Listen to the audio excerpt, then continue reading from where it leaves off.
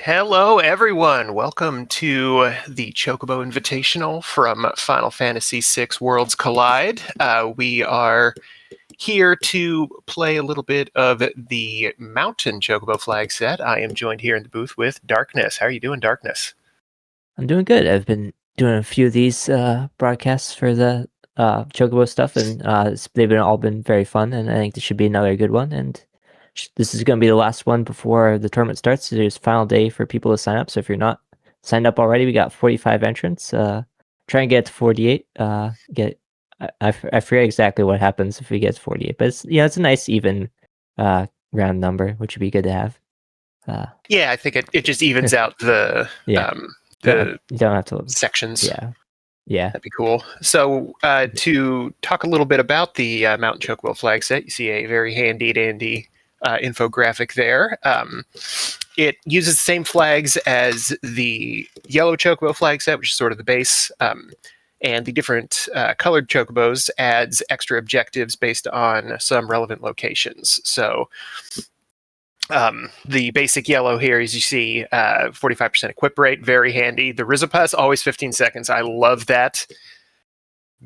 God bless making them fish a little bit less irritating. Shock is added to the pool. You get that Esper Mastery icon. The custom item reward pool is extremely interesting. Putting the Cursed Shield in there is a very fascinating change. Really can change the timber of the middle game if you run into one of those. Starting items, beautiful. The 2 earrings and Atlas Armlet especially can really supercharge your early game. But I think, Darkness, you probably have a little bit more experience with the Chocobo flags than I do. What are your thoughts on the way that this changes the game for our players?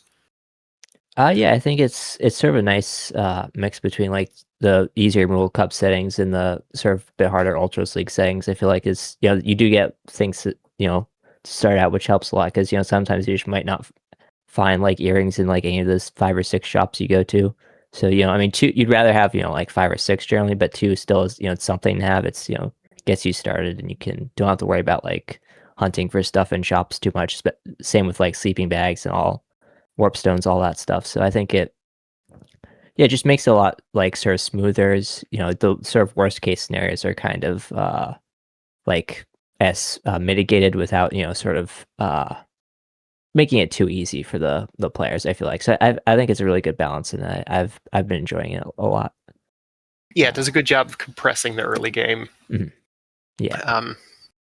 So, all right, today we are going to be watching this race between Absolute Eric and Chicken Boy 25. I believe Chicken on the Discord. So we're going to watch these two duke it out in the Mountain Chocobo flag set. Let me just quick look. Okay, it looks like we have about 30 seconds till the race starts. So while we are waiting for that extra 30 seconds, the Mountain Chocobo flag set adds an objective for Mount Zozo, the Cyan check, Mount Colts, and the Tritok Cliff, Dirt Dragon, and Esper Mountain. So you can see a quick rundown of what you get for all of those little extra bonuses that you get for those checks. Yeah, and those checks in particular, great. Yep. Yeah, those checks, Esper Mountain in particular is already a really good check. So if you can get a bigger bonus on top of that, it makes it even better. And Go-Go, Mog, Strago start. So interesting. None of those checks. X-Magic, Runic. Okay. Well, we got Go-Go here. He's not really going to be doing a whole lot for a little bit, but really handy if you run into any breakable items. Go-Go can double or sometimes even triple the damage output you can get from those. Yeah, definitely. Especially with the expensive rods and I believe no Super Balls, it just helps, to get the most out of every rod, because it's not like World Cup where you can just buy like 20 and spam them all. Oh, more earrings and a gold hairpin. Ooh. And a gauntlet. This is very good. Yeah, very nice shed. Dice, not exactly the dice you want to see. Fixed dice are pretty decent, but regular dice are pretty bad. Oh yeah, with his rough of starting set of abilities as this team has, I'm not sure if we're going to need to bust out the regular dice.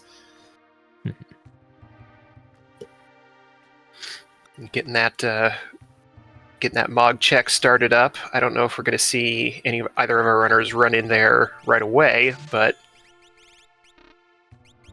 Yeah, I mean, personally, I don't like going there early because I'd rather do all three at once if I have to do these checks. But mm-hmm.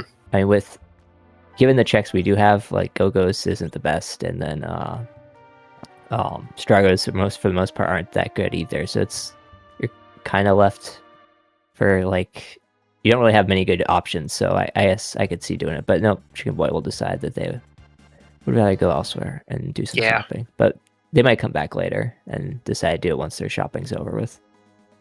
Now that sorry, go ahead. I was gonna say, but yeah, if I'm gonna do the Mughal or the Lone Wolf check, I'd want to do Kefket Narsh as well, and this early you can't really do that. Yeah, that's exactly what I was gonna say. The property of the Kefket Narsh check of just teleporting you over to Arvis's house makes that whole thing much better, but you need to do it in a combo for it to really be worth it.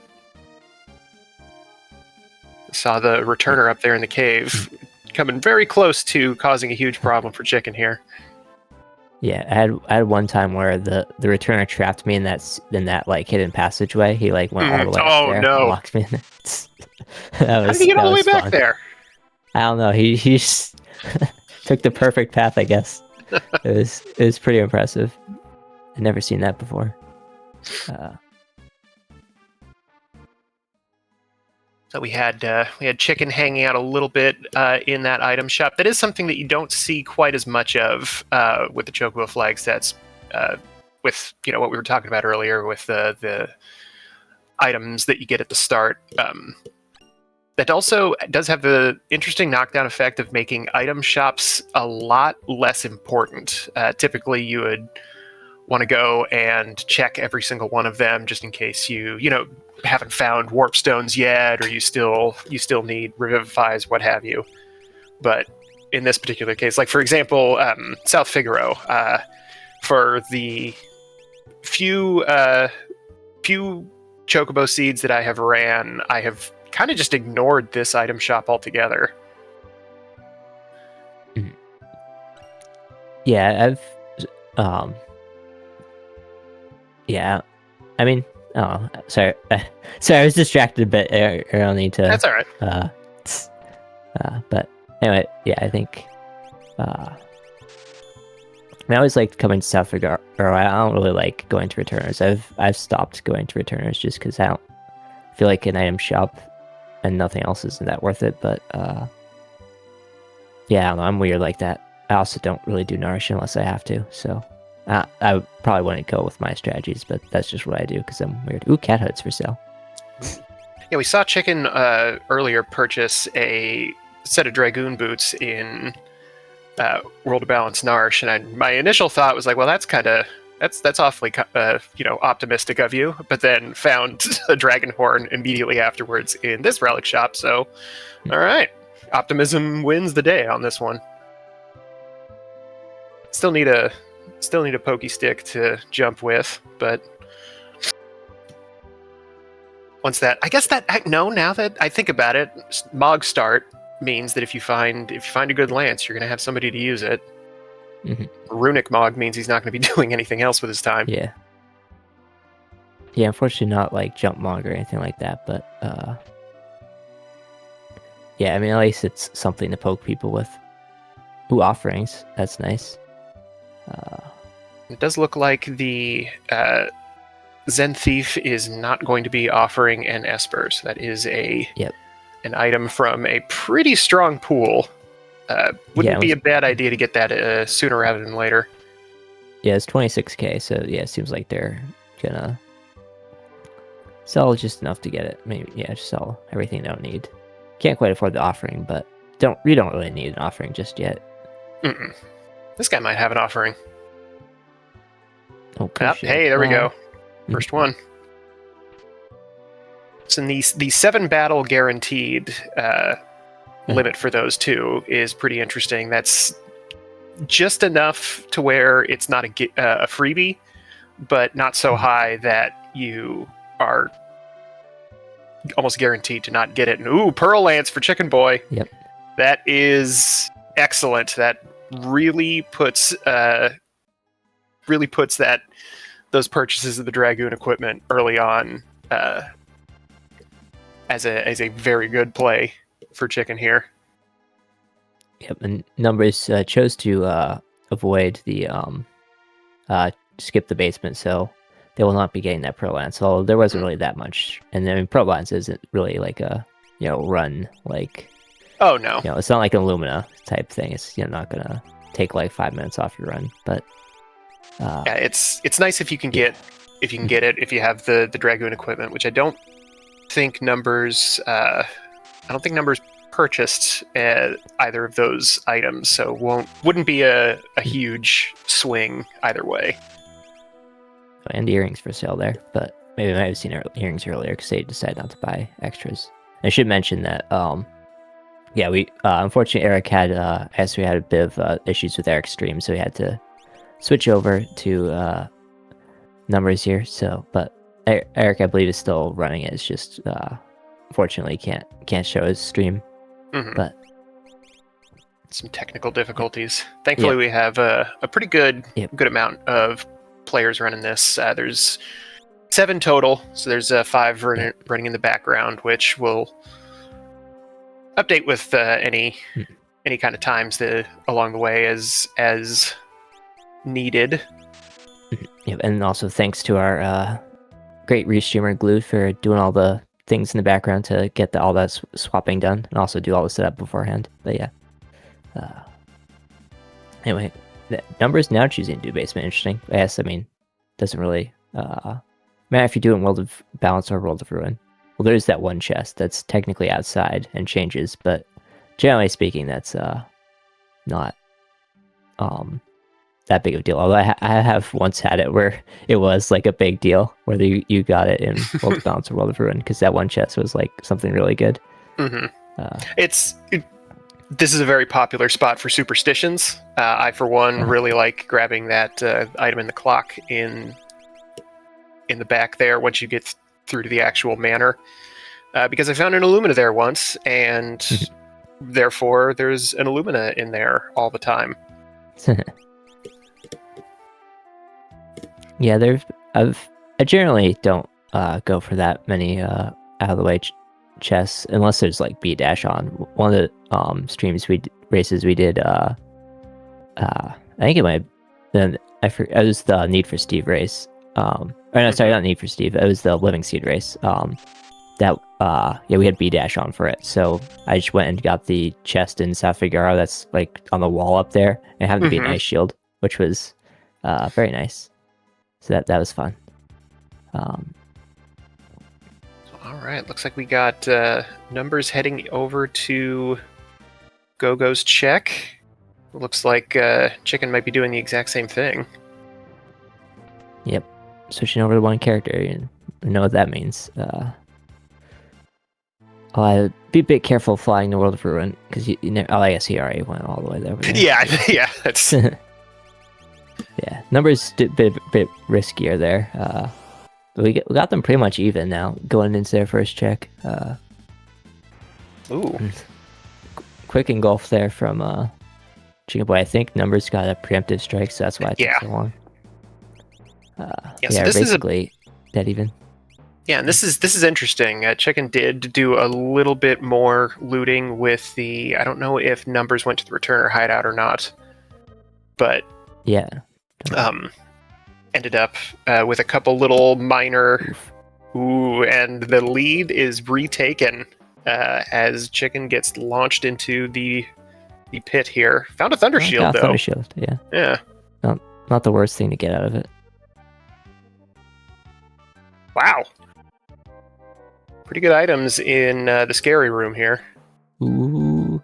Okay, nice. Got nice buffer there. Unfortunately, buffer didn't work out the first time, but the second time, very nice. Not saving. I always save there because Yeah, one time oh, he's gonna skip the chest. Ooh, Atma there. Okay, I missed Yeah, I that. got the big Yeah. chunk of money's handy, but the Atma weapon is a little bit more critical. Yeah. We did see that offering for sale. But yeah, I one time I got through like the trolls like the first try and then died to the crusher and then Oof. went back and like got knocked off like 4 straight times when I Mm-hmm. tried to get back there. So I was like, never again. I'm always saving, no Mm-hmm. matter what. I think I was like that for a while until I started doing the same thing that Numbers does, where I just skip that first chest, which makes it a lot easier to. I want to say guarantee, but I guess I don't actually mean guarantee. But it makes it a lot easier to get through that Yeah, the crushing ceiling. I'm greedy though, so I I always like to Ooh, get that chest. Ooh, well, rats. Ragnarok's in a shop, so being greedy and getting a bunch of extra money is the way to go with this one. Getting as many of those as possible. Ooh, We and got Chicken Boy doing it in World of Balance, so he's not gonna find those unless he decides to go back to World of Ruin. But it seems like they're both gonna do Burning House to start. I was gonna ask where you think is the best starting point, just because we don't have that many good checks. I mean, it's like Burning House. Like, mm-hmm. I guess you could do Mughal Defense maybe, but yeah, it's Yeah, not a ton. I would only pick Mool Defense if I was trying to make like a wacky play, you know. Uh, But otherwise, yeah, Burning House seems to be the way to go. And Burning uh, House in the World of Ruin, especially, seems to be the way to go because it looks like you, Strago is going to be. It's like we were going to have Muscle Grandpa. mhm. Zone Seek is a little Promet- weak, but oh no, Prometheus! yeah, Prometheus is definitely a very tough random encounter. I don't know how much it gives in terms of XP. I think I would run, but He's valuable. I can see Chicken hovering over the ice shield. oh, Yeah, it's a valuable fight, but he does have a lot of HP. So unless you have something to crack, it's not going to. It's not really going to be yeah, too valuable, unfortunately. yeah, need to mimic it even to be able to get the kill. But Mm-hmm. yeah, 22Ks or 2200 is pretty good. Gets him up to level 9. That's probably I think I'd rather have kept the ice shield, but it's understandable to break it there. Yeah, there's nothing else to do, right? It's either break the ice shield or run, because he Yeah, had over 2K, and Mog was doing 200 with the Dragonhorn jumps.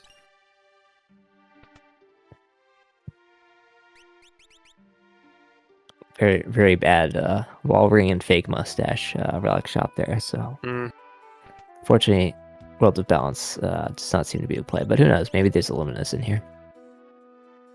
Let's find out. Nope. Nope.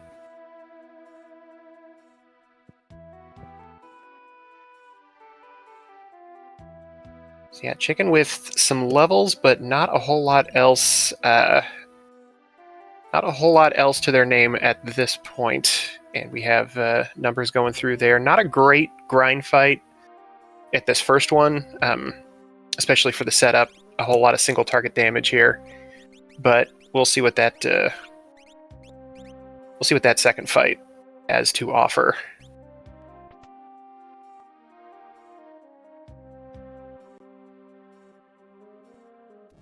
Chicken Boy joining the minute to Burning House as well. So Burning House, one of the few checks you can do in World of Balance or World of Ruin, as we saw. I think it's the only one that has like actual fights, and then I think all the others are just free checks. But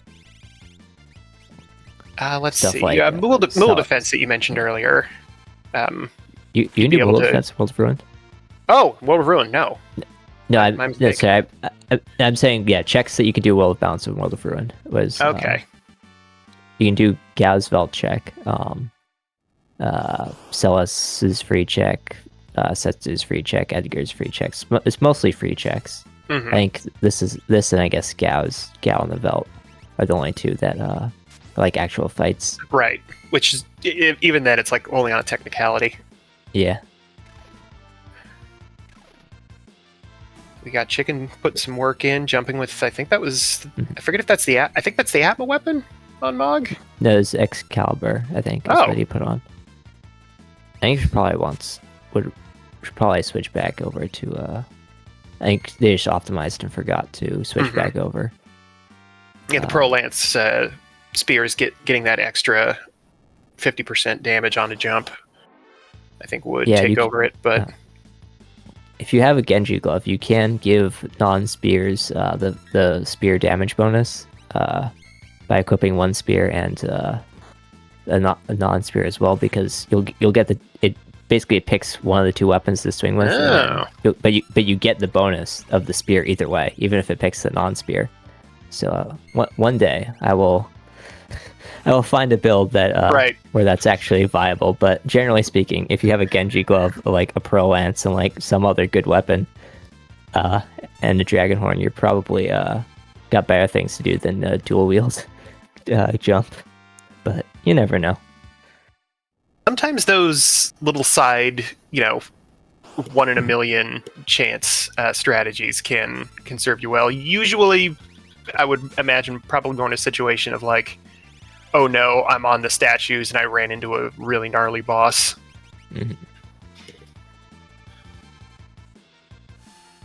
Yeah, Vultures and Grease Monk are the two options here. So this might be good. Might have been a good idea to get that Prometheus fight in early. I'm just going to choose to take the first of the two chests. Generally don't see people get the chest out in here that often, but especially this first room, it's kind of a bit difficult to dodge all the enemies. You don't really want to take like 3 or 4 extra fights just to get it. But I guess he decides he wants a few more levels, so it doesn't mind taking the extra fights. I'll usually take the second one, just if the fireballs get all scrambly, because that kind of resets them into a pattern where they'll be pretty easy to slip by. Yeah, I mean, I guess if you're planning on taking the extra fights anyway, it makes sense to get that chest as well. That should allow Chicken to catch up a little bit, which I mean, makes sense because obviously he was sitting outside doing a grind fight there, which slowed him down, obviously, in terms of entering the check first, but put him at level 9, which helped. Which means he's not going to need these grind fights as much. Nope. Which is definitely, I definitely like Chicken Boy's play just because you never know with Burning House, because it might just be the fights might just be awful and like give no experience, or they might just be the boss might just be like an instant kill, like Magic Master or something. That's the thing that I'd be worried about is both of our runners don't quite have an infinite amount of options for every single type of boss. Ragnarok is going to be good, and the Jumping Pearl Lance is going to be good, but there are a lot of bosses that either of our runners could run into right now that would just negate this entire check. Doomgaze is one of them, and he's level 10, so that's he's done. Oh no! Oh god! Oh! Numbers, I'm so sorry. Chicken Boy at level 12, but I don't know if that's going to help much. It'll allow him to survive the first turn, but it's such a difficult fight to have this early. But yeah, I wasn't Magic Master, but I feel a bit bad kind of somewhat predicting it. We've got Numbers contemplating annihilation. Yeah, it's definitely, this is why starting at here at Burning House is like a never do for me. It's like this and Opera House, there's like, or Elite River, it's like if you run into an ugly boss at the end, it's just so much time gone, wasted for nothing.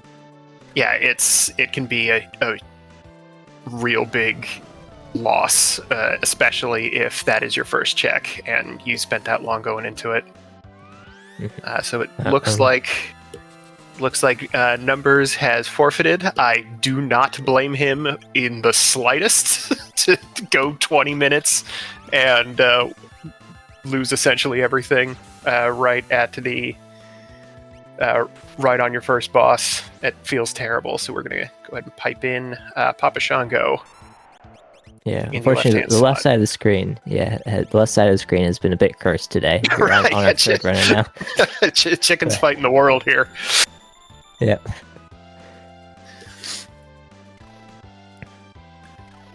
Doing okay work on the Doomgaze, though. Thankfully, we used the Ice Shield earlier, not the Thunder Shield. I don't remember if we broke the Thunder Shield earlier. I was more paying attention to left side, but I don't believe so. Also, getting some decent work out of that Zone Seek Esper did teach Pearl, so Strago was able to do a couple things before he got hit with Doom there.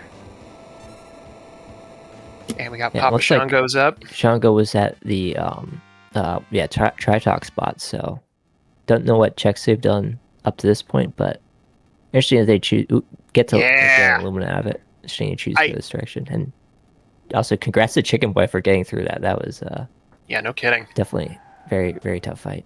I mean, he gets a lock out of it, so that could be massive because I don't know how many people are going to go through Burning House, especially this early. Might just be like a last location for a lot of people if lock is required. Yeah, that would be interesting. That's the other benefit you get from doing something like Burning House early is you might get a Magitech lock that nobody else is going to go after for a while. Yep, Shango going to be nearby, but choosing to do Ebit's Rock instead makes sense. I assume they have not done Burning House yet. I assume that I assume they just did like a walk and grind up to the Tritalk spot and did that, and maybe took on the dragon or maybe skipped the dragon. Not sure. Looks like our trackers in the chat right now. That was Papa Shango's third check. Did Go-Go check and Zen Thief and did not fight the dragon up there. Right. Yeah, okay. Does make sense. Thank you. Yep. It does kind of suck to lose out on the dragon because I mean, especially in these flags, that could have been Dirt Dragon. They skipped out on, but if you don't feel super good with your current strength, it's understandable. And there's not many good checks to start with this party. No. Lock even doesn't open up quite as many as you might want. The South Figaro Cave, which we see Chicken heading to right now, that's a good one, but Phoenix Cave is a rough putt. Mm-hmm. I've seen some people like to start there just because if it is, again, sort of similar to Burning House, where if it is something good, you're going to have a massive advantage on people because most people are going to save it towards the end. And unlike Burning House, Phoenix Cave is technically a free check. All you're doing is missing out on that one dragon. So, I think... sorry, I didn't mean to interrupt. I know it's fine, but I was just gonna say, it's it does also have a few chests there which you can loot and potentially get good stuff early, as well. But I think lock start would have made it much nicer, but sadly we did not start with lock. I like Phoenix Cave. I think that might be my favorite wacky side check to do to try to metagame the other player. If you're in a Mostly if you're in a one-on-one race. I think in the group races I'm a little bit less hot on it, but Phoenix Cave, if you're just going straight for the end, it is not too terribly long as a comparison to some of the other medium time checks, but like you said, it's something that very few people are going to go after. Got a Berserk Esper for from, I assume that was, it must have been from the South Figaro check, or cave check, but it's definitely very nice to have if we do run into a Magimaster at some point. Papa Shango picking up an experience egg from the Ebit's Rock, which a great accessory, but even on the 1.5 minutes that we've seen Papa Shango on the screen, 2 of those checks have been dead checks, and we do know that the Zen Thief as well was not progression, so that is not great. doesn't feel great for Papa Shango, but a lot of the stuff that has been picked up has been really good. So hopefully Papa Shango will be able to turn that into a time save later on. About to find these Ragnaroks. Yep, and I assume because he's going over here, that means he's going to do Burning House as well. But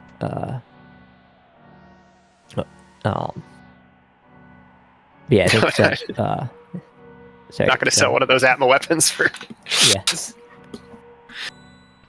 Yeah, I don't know if you ever went to Zen World of Balance, or because then you would know that there's also offerings available, but might have just got in World of Ruin. We don't know, but having access to that Illumina changes the equation a little bit too. Yeah. Yeah, I mean, it's tough. I mean, obviously that the ignoring defense part of the Atmo, especially when combined with the offering, is definitely very nice to have, but it's not really doing you that much good early on. Yeah, the Illumina is maybe a little bit more defensive oriented than the Ragnarok, since you got the long range component to it. But still, not gonna get as much damage out of it as you want until late teens, early 20s. Yeah, Chicken Boy wisely avoiding the dragon just in case. Want to save here, don't want to. Ooh, Ultima on that Esper, that's very nice. And haste too. Yep. So we did get a little bit of insight from our tracker that this is the white dragon, so we'll see if Chicken can withstand this initial assault. Yeah, this is definitely not the dragon you want to see, but we get either it's a very slow white dragon or we got nothing from him. Always appreciate that. Oh, there's a Scar Beam. And I believe Mog still had that Pearl Lance on. So this jump is going to be a bit unfortunate when he lands. Yeah, it's either Pearl Lance or Excalibur, and both are holy, so... So our restreamer made a very funny joke. He's level 18. Let's see if he can gain 2 exactly in Burning House. With these pretty low experience fights, that isn't completely out of the question. We just saw one gained. We tried to dodge it, but yeah, Chicken Boy wisely resetting after they saw. Also, because I think the Pearl Lance procced also. Or something, but yeah, gonna take that off. Gonna put the Atma weapon on. It's not gonna do that much damage, but it's better than nothing. Level 5 Doom will miss, thankfully. Thankfully 19. Yeah. Gonna mimic some pearls, probably. And yeah, Chicken taking on the dragon a second time. Decided to snap a shield on him. Face. Not a bad idea. You got to mimic. Yep. Don't need it. There we go. So always unfortunate to lose both shields, but that's especially when you don't have like Murder and you're not going for burn protection. The shields are kind of there to be used to save you a couple minutes and get a second Pearl Lance out of it, and that's no muffler. And I suppose with the presence of Ultima, Merton gets a little bit less valuable. Yeah, we did find a gold hairpin. Don't know if we sold it or not to fund some other stuff, but does, if you do keep it around, like makes it a bit more nice than the 254 MP it costs normally. Oh yeah. These settings. Yeah. And in general, you usually don't need both earrings to boost its power by the end of the game. Yeah, especially like a magic power plus Esper, like on someone with like high magic like Strago or like Realm or something, then you can just do tons of damage even with only one earring. But Chunga will find their lock as well. And will presumably follow Chicken Boy at least back to the Ruined Narsh for the weapon shop, and as well as the Safagaro cave check. Really interesting to see if they choose to do Phoenix Cave or if they decide to do some of the other checks and thinking that lock might be a dead end or not. Mm-hmm. Ooh, got some blowfish coming out. A slightly stronger Atma weapon for Chicken than Papa Shango had to deal with. With the spells that we have access to now, how are you feeling about a... Ooh, that's good. How are you feeling about a Fanatics Tower? Because we got a couple rank 2s, but that's about it, I think. Yeah, I would not do it. I know some people like to go, especially with Go-Go, like to go there like first as like just if they find rods or something, just like break rods and kill it while it's super easy. But there's an argument you could have done that when you picked up the 2 shields. But I think I would not want to do that until the very end, or at least maybe until once I pick up Ultima, then I'll feel a bit more comfortable. Mm-hmm. But it's a bit risky, especially with like Ice and Thunder. I'm trying to think, but I'm sure there's a boss that absorbs both of those or something, or like that. I don't know. You run into like something like Tritalk that absorbs. Yeah, I guess Tritalk would be bad.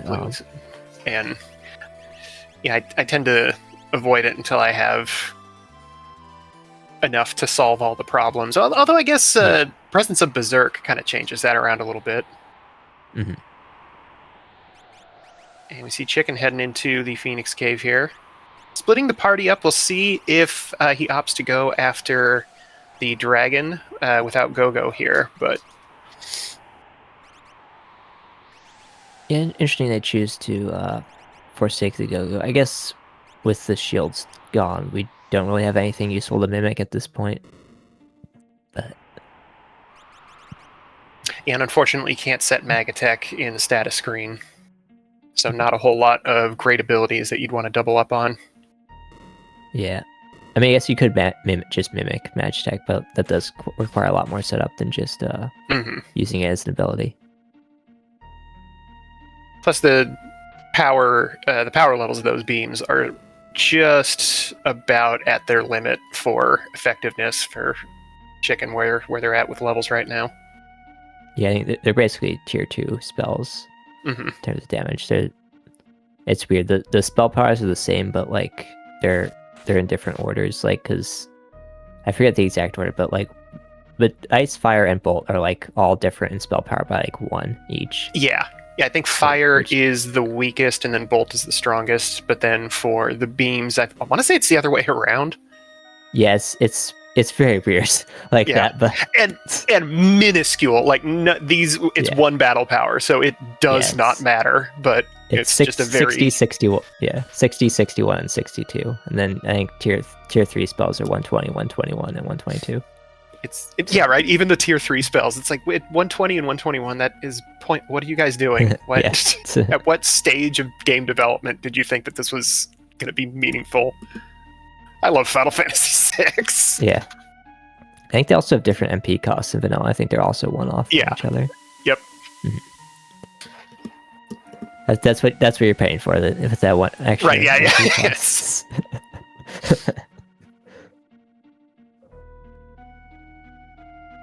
All right, we got Papa Shango taking care of the Lone Wolf check.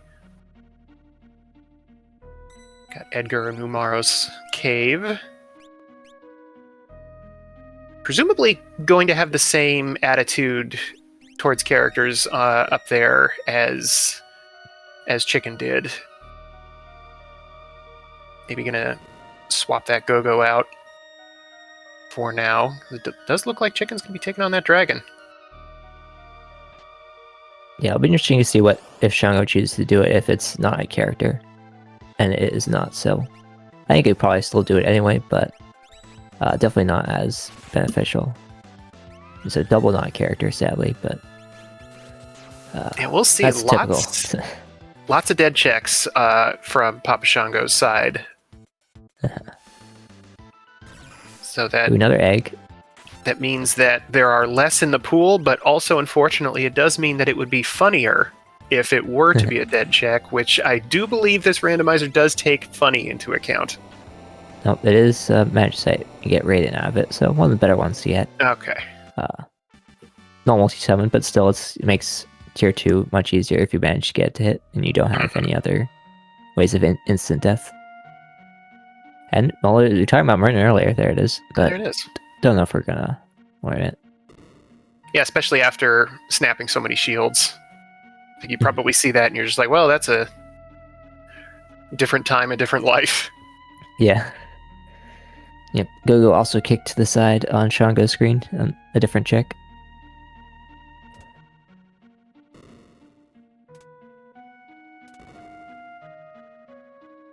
We will see shortly if this was very worth it for Chicken Boy or if Vok was fully dead. And Vok was fully dead, unfortunately. Wow. But hopefully they No, at least get an Esper out of it. It had the ultimate Esper in... Nope. I think, right? Shield. Well, I meant dead in terms of not being a character. Oh, yeah. It's a dead end, I guess. Yeah. But... Oh, well, here's our Magic Master. Hope you learned Berserk already.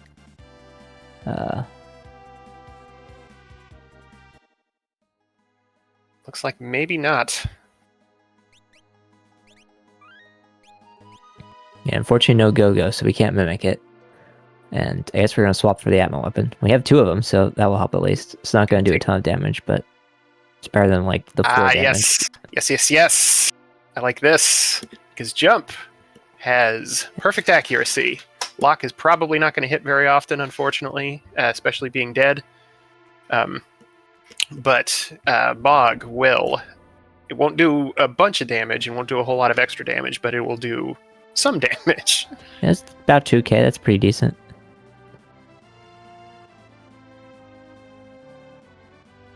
So meanwhile, we're seeing what we're going to get out of Moogle Defense over here on Chicken's side. Another non-character. Managed to runic the first attack, and thankfully the second attack was fractional damage, so it couldn't kill. I'm surprised Magimaster is still standing. Ooh, Fire Skeen's I don't think Skeens are runicable, sadly, and Bolt. Yeah, unfortunately, that's a rough. Oh, I forgot about that. Yep. I always reset whenever I see the last guy go down. Yep. Shango remembering. Yes. I have to reset as well. Gonna choose to skip it. Meanwhile, we get to check out that fun 15-second Praws. Hey.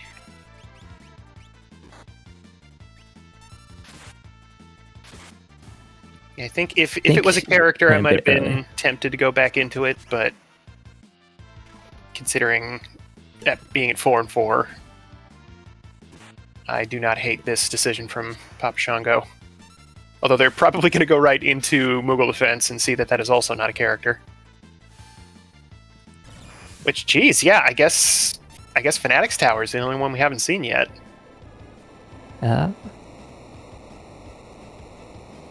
Yeah, I think that's all it can be. I think I'm pretty sure. So it'll be interesting to see where Shango chooses to go. Obviously, we'll have to be World of Ruin at this point, but it might. No, they're gonna go to Fanatics. I like this. I think just peek it. See if it's a character. If it is, then you don't necessarily have to do it if you don't feel comfortable. But the information's always super useful. And it is Shadow, and they will choose to go up and fight it. Not a bad character. It's got the dragon on the way up, so you might be able to get away with teaching some last-minute spells.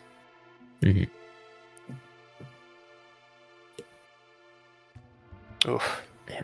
Everyone's favorite. That's mind-numbing.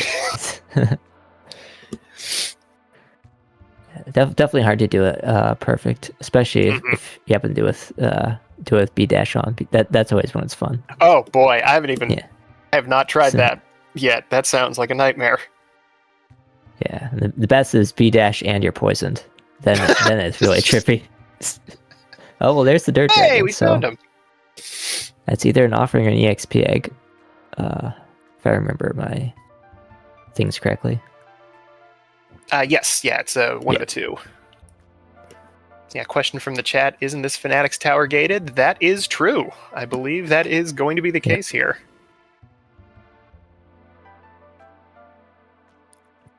It is it's fun. You could technically do this without Strago if you wanted to do the dragon. You could do the fight up at the top. You just wouldn't be able to get shit out down there. But generally speaking, it's probably not worth it to take those 2 checks if you don't have Strago. I wonder if there is an argument for doing that to get check skip. Probably not, because there's plenty of better. You probably didn't go into Kefka's Tower, the center, early, but I mean, I think I'm pretty sure this is slower than mid lane. I mean, I guess I don't know. Like maybe if you in like a case where you have like spoiler log, maybe, and you like know that like I don't know, the Atma spot is like something awful like Magimaster. Like maybe then this would be a better place to go to. But I think unless you have like absolute like prior knowledge that mid lane is going to be a pain in the ass, I think it's always Fnax Tower is always going to be slower than mid lane. All right, we're going to see Chicken taking a crack at Kefka at Narsh. See how they happen to deal with a Magimaster here, and found a Flame Shield from that Dirt Dragon fight, which at the very least gives everybody access to all 3 elements. Yeah, Chicken certainly should have Berserk at this point, so yep, there it is. Yeah, he got his licks in, though. Yep. But thankfully much easier now. Thankfully for Shango, no chance of vanilla. But yeah, don't know what would be the worst at this point as the statues. Poltergeist would not be fun, but I'll try to avoid jinxing with bad bosses. Right. They're still left. It's hard to not want to, let's just talk about which one would be just the worst. Yeah. Because, like, I mean, there's the best ones, like, who cares about those? There's, like, a billion Ultrases and tunnel armors and that stuff. But there's only, like, 3 statues. Rexel's annoying, but not that bad. Yeah, I think we have access to Ice, too, on a couple people. Although, yeah, Rexel has a ton of magic defense, so it's not going to do a ton. Unfortunately, we used the Ice Shield, I'm pretty sure. Or actually, we might have it back, because I think it was... right. We used it on Magimaster, but obviously failed. So I think it's on Mon currently, but... Yeah, looks like we're going to piece away at him. Jinboy also doing the smart strat of jumping with the Atma weapon to get as much damage as possible, and thankfully Berserk makes this a much easier fight.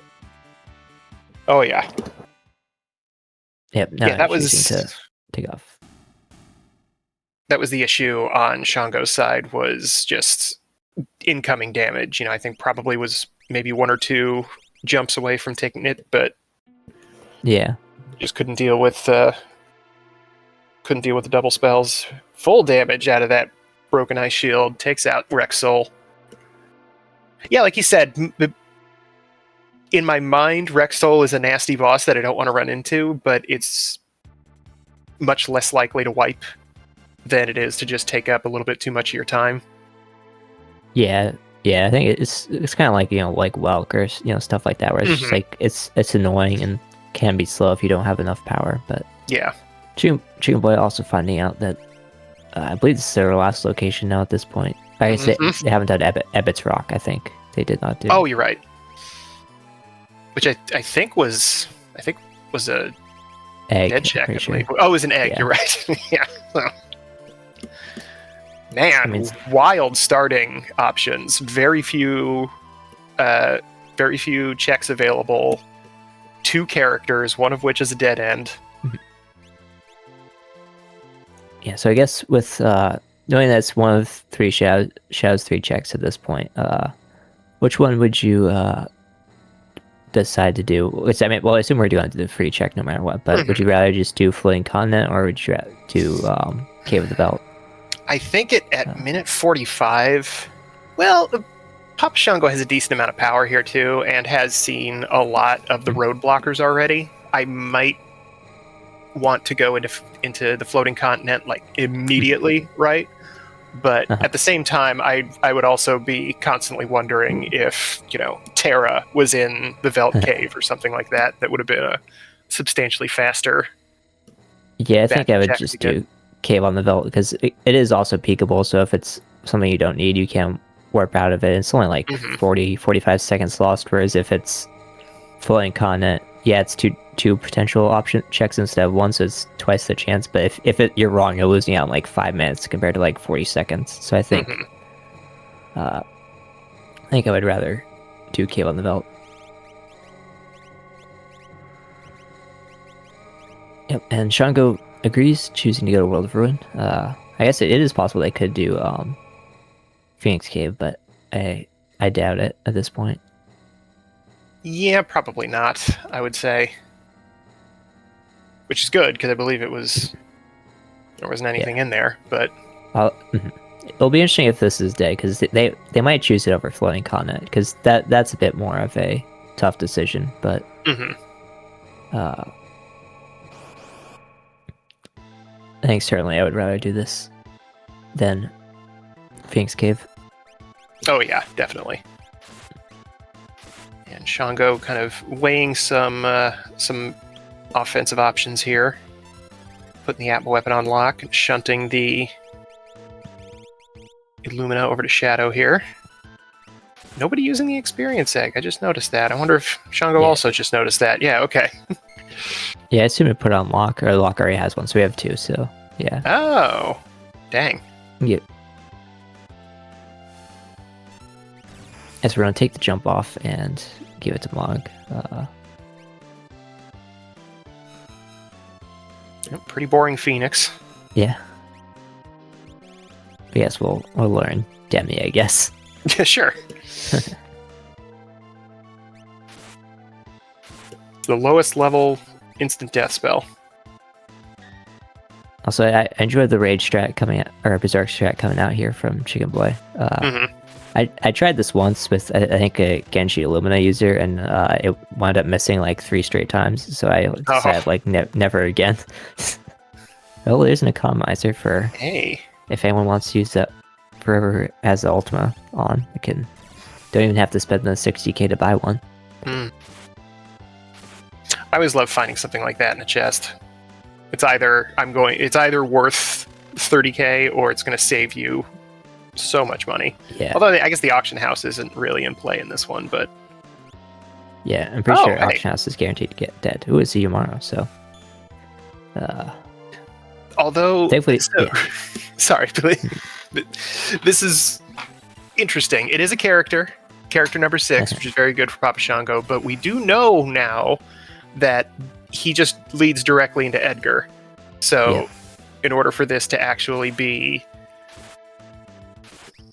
something that might be progression, yeah, I was gonna say it's good that we have 5 characters already because we don't have to go up again to get a 6th, but we still might need to get a 7th to have enough checks to get all the espers we need because I don't think we have enough. Yeah, 4. We need 4 more espers, and all that's left is Phoenix Cave and Floating Continent. So they'd have to all be espers. Oh shoot, I forget what Phoenix Kefka Cave Narsh was dead. I don't think Phoenix Cave was an Esper. Then you'd have to be hoping either Phoenix Cave or that Floating Continent's another character, or it's triple Esper. That seems a bit sketchy. But I think with still needing that many espers, we'll probably see Shango do Floating Continent. But I think, especially when it's Edgar, I think it's tough to waste all that time going back up to Yumara's cave. If it's someone like Sabin, where it's a lot of like fast, quick checks, then maybe it's a bit better. But engine rooms, we did this one free check, and engine rooms not that bad. But again, if you're not doing Floating Continent, then you would need all 3 of them to be espers, and that's probably slower than Floating Continent anyway. So I'd probably just rather do Floating Continent at this point. Yep. Yep, and Which it looks looks like like that's what's Shango happening. agrees. Oh, gonna do the rare heal in the ship since we're poisoned. It's annoying. Dude, it's awful. It's very like, it's not even to me. It's not even a question. I need to Yeah. get rid of that effect. Yep, and we see the economizer go on to Strago, so probably gonna get a lot of Ultima spam. Got Rexel being a bit of a pain for Chicken there on the right. Had to opt for some meteor casts to get through that huge magic defense, and ended up having to wait for the little guys to die and reform. Yeah, It can't unfortunately, be, already used. Yeah. Ice 2 isn't great for that fight, but how much time you waste waiting for those little guys can make Meteor or even Ultima not necessarily the best course of action. Yeah, and unfortunately, did already have to use that ice shield on Prometheus. So, while it did help out early, it does show how it can come back to bite you a little bit. I think definitely not to the point where you regret using it from what we saw, but still, the time saved coming back a little bit from. Oh yeah, I think that was still the right thing to do in the moment, and that can be a common pitfall to fall into, is that sort of choice paralysis you get from worrying about what's going to happen 45 minutes from now. Yep. That definitely happens to me, but you're going to get more successes than losses by just doing what's right now. Yeah. Yeah, it's always it's a fine line to walk between, using up your resources too early and, having nothing for more important bosses, or doing what I love to do and just hoard everything and use nothing by the end. That's how you play RPGs. What do you mean? Yeah. I need these 50 elixirs for the boss that's after the final boss. Yeah. But you guys haven't fought tier 5 Kefka? That's what I need this for. It's embarrassing. Why would you even admit to not having fought tier 5 Kefka? Oh, uh-oh. Speaking of nasty bosses you want to save important things for, there is our Poltergeist. And starting off with Stop. That Strago is going to get blasted here in a little bit.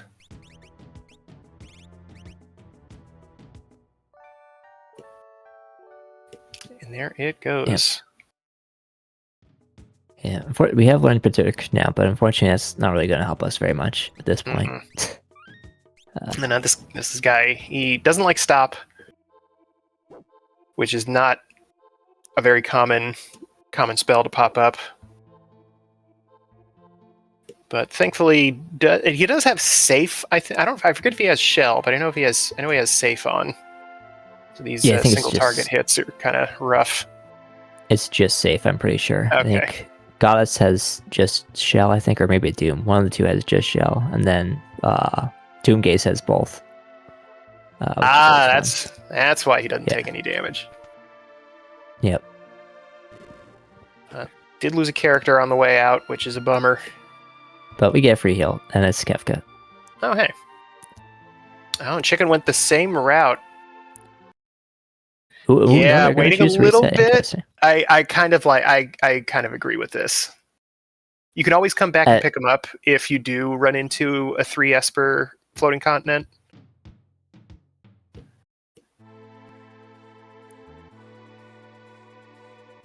Yeah, it's tough. I guess he's going to go to... Where is he going to go? Ebbets? Is he looking for, I assume? Oh. Yes.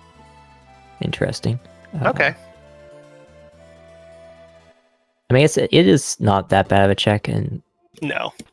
Yeah, he's not going to find what he wants, but I think given the information he has, this is not a crazy idea. It does not feel good to start a multi-part check this late in the game. Wonder what Espers he's missing though compared to Shango. I think it might be in here. No, this is an egg, I'm pretty sure. I could have sworn it wasn't, but...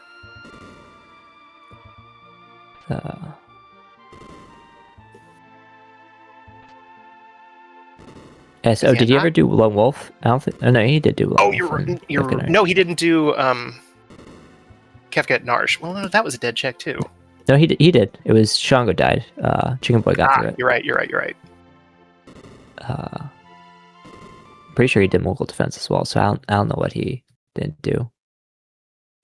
It's very funny. This is an extremely linear seed at this point. Not a whole lot of variation in what our runners are doing, but for some reason, because of that, it's tough to remember what the slight differences are between the two of them. Well, it is interesting because I mean, Locke was a dead end, so we did not need to do Burning House. So I mean, obviously we're not seeing both these people did Burning House, but there's potential that people off stream chose to not do Burning House and just went straight through. Oh yeah, that would be save them a lot of time and checks.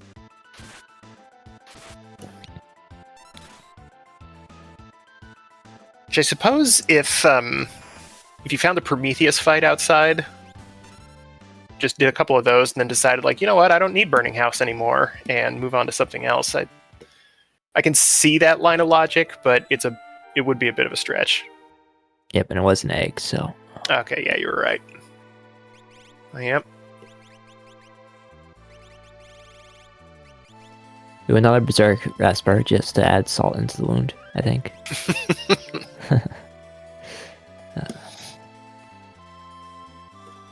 Let's see, yep, looks like Chicken is headed to the floating continent as well. Yep. We'll see. My guess is this is going to be Triple Esper at this point, but you never know. Mm-hmm. Especially since we know you.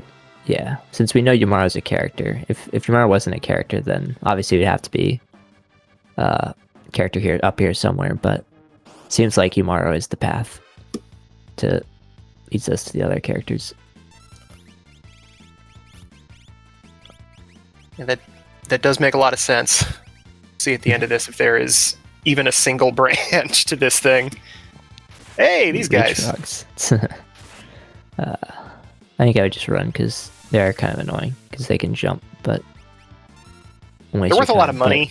I don't really think either of our runners are hurting for a good shopping spree after this, but I mean, we did find Ragnarok's and offerings and economizers, so we found an economizer, but yeah, I don't know if we need anything else, but I mean, if you can kill them fast enough, we got plenty of power, so didn't have to worry about them jumping. Yeah, 56k is pretty nice. Well, we'll be waiting for us here at the end. Behemoth. Oh. Yeah, not too bad. Yeah, definitely got much easier compared to the Polti at the start. Mm-hmm. Pretty downhill after that. Yeah, not seeing any instant death other than Raiden. Yeah, I don't think we have Raiden on anyone, so we can't use it, unfortunately. But we have so much power that, we have our own instant death. It's called swinging sticks. Right, yeah. It's...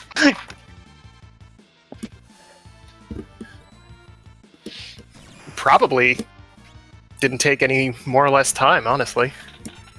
Yeah. All right. Ooh, it is. Okay. It is Celis. We have a Y. We have a Y juncture. Chicken Boy will be rewarded for resetting out of that Yamaro. So, and Shango will also not have to go up Tritalk, so that's very good. Can do some other fun things. Just gonna buy something up here in Zen. Oh yeah, this is where the offerings were, so probably buying. Yeah, that's 2 of those. Okay. So, yeah, 56k definitely coming in useful there. Just pick up 2 offerings, just like that. Just casually. Ooh, and there are mangas for sale here too. So. Oh, yeah, why not? Yeah. Always nice to have one of those. Would have been extra nice to have one from Killing Matchmaster, but unfortunately couldn't get it done. But might even be able to afford a second, but you generally don't need more than one. Oh, we get to see a little a little bit of Poltergeist's one weakness, which is poison. Let's see how much this biospell does. Shango choosing to go do match check instead of doing the free check, which, I mean, it is 2 checks, and it's kind of has to make sense to do, do the one where the 2 checks are at the same spot instead of you can always come back for the basement later if one of these happens to be dead. Yeah, this is, if you have a warp stone and you need 2 espers, this is a very smart play. The sad thing though would be if it's like one of these is dead and then also basement is dead, and you're oh god, do I come back and do match check 3, or do I do you're going to Opera House, buddy. Like, get your tiny little binoculars, put on a nice suit. You're gonna fight it. You're gonna fight a squid, homie.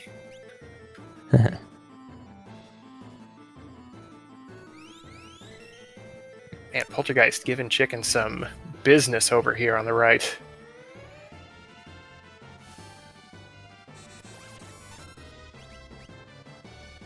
Yeah, unfortunately, with not finding those Ragnaroks, doesn't have quite as much stabby power, but managed to get through it regardless. Yeah.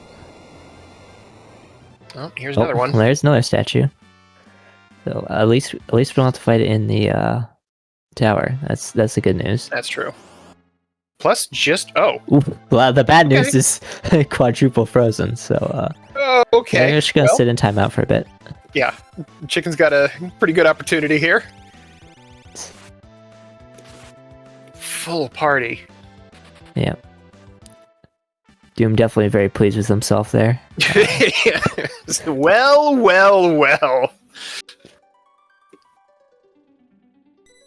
I was gonna commend Papa Shango for picking up those 2 offerings. Gonna be able to get through the second phase of Doom here when he pops image on himself, but we're gonna have to wait for that a little bit.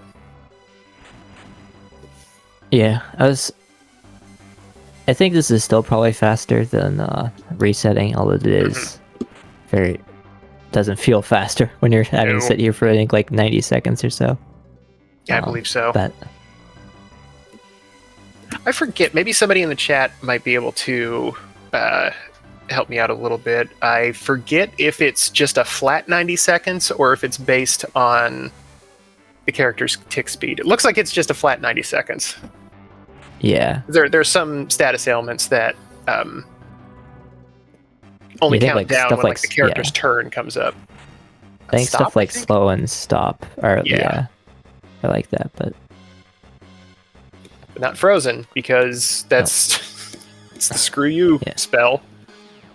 Yeah, and there's not even any way of like negating it like with a ribbon or anything. It's just you're screwed. It's not like a status ailment, it's just screw you.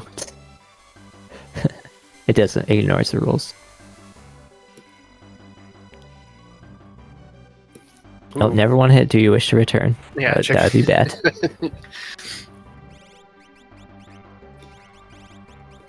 Very spooky cursor change there.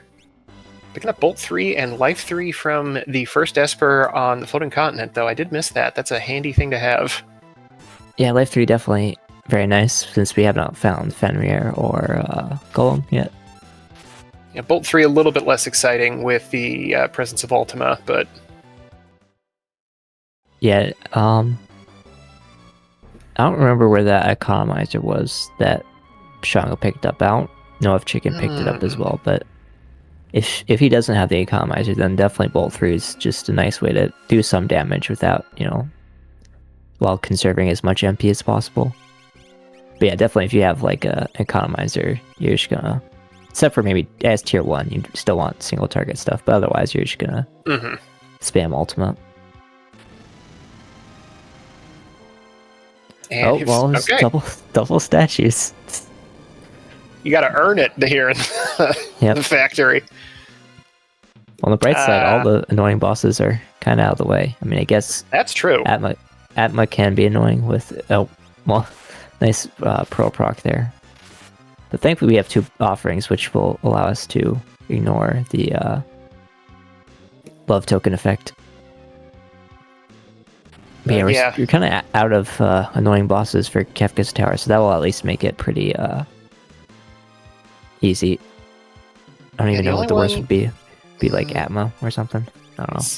yeah, I get, yeah. But if Shadow has to fight Atma by himself, right, then that Uh, Pearl proc from the Illumina might cause a problem. But yeah, even Guardian would be obnoxious and yeah, take a little while, but he's probably not going to take you out.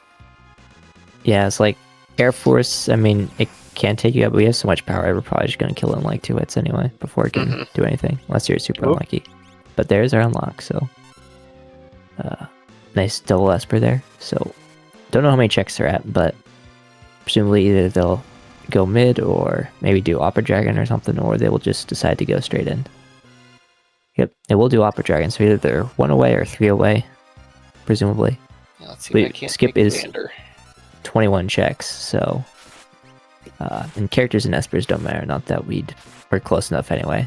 Mm-hmm. And like Looks yeah, like definitely don't need Shango is at 18 checks. right, yep, so yeah, 3 more. So we'll do this, then go mid lane, and then also Glue showing us a picture of Shango on his stream, putting his hands behind his head in presumably frustration, having to deal with being frozen. Just relaxing a bit, taking a little breather. Yeah. Maybe got a drink of water. Very, very good screenshot. Yeah. I love the stoic face. Like everything from the neck up is not selling a single bit of frustration, but the entire rest of his body is screaming.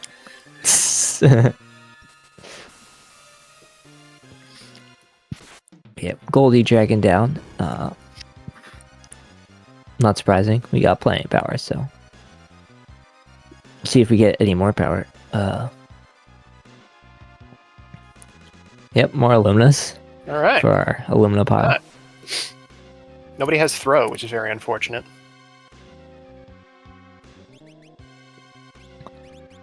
Don't know how many checks Chicken Boy is at. I assume probably about the same. He did do whatchamacallit, Phoenix Cave that Shango did not do, so which is 2 checks technically. So that might just be Opera House and then go for them. It could be. But Chicken Boy did not do that yet, so now that I've got Phoenix, so I guess they still need 1 more, or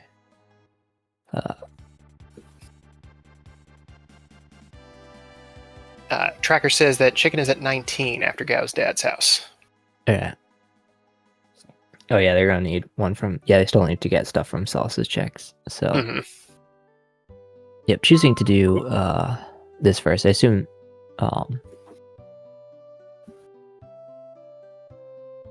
Yeah, and then they'll probably do manage check after this if this is not an Esper, or if they still need to do it another. Well, speaking of easy bosses, we knew there wasn't much left to do. Oh, there's the match site. Then we'll have to go in and do and check. That will be looks like only have to do the 1, which will be handy. Yeah. Only have to deal with 1 of the 2 statue bosses. Mm-hmm. Yeah, unfortunately, a slightly longer walk doing this, but it does make sense because if one of them was dead, then it would have this would have been a bit of a time save to do this one first. But and I think like you've been saying the whole seed, there's a lot of power in these parties right now. So I think Chicken Boy's probably thinking like I can afford to not have to deal with getting 1 fight out of it. Mm-hmm. Oh, fortunately, I never found a VK or a Multi Belt would be nice, but I think we got plenty of power, as mentioned before. Oh man, Alexander's at HP plus 100 too. That would have been handy. Mm-hmm. This seed's a jerk. Yeah. It's still decent to put it on like an Atma user, but you're not getting any extra damage out of it. You're just getting the benefit of not losing as much damage when you get hit. Mm-hmm. Yeah, better mitigation.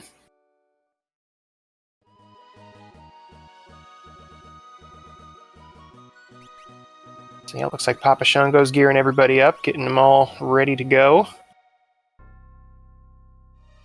About to jump back in with the skip. Mhm. As Chicken's heading over to grab last Esper here.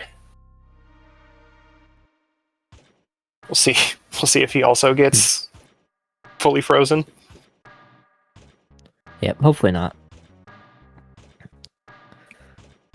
I guess the one upside of doing Chicken Boy's play is they won't have to fight Goddess, so it might have actually been time saved because of that, but Oh yeah, I think so. It took, yeah.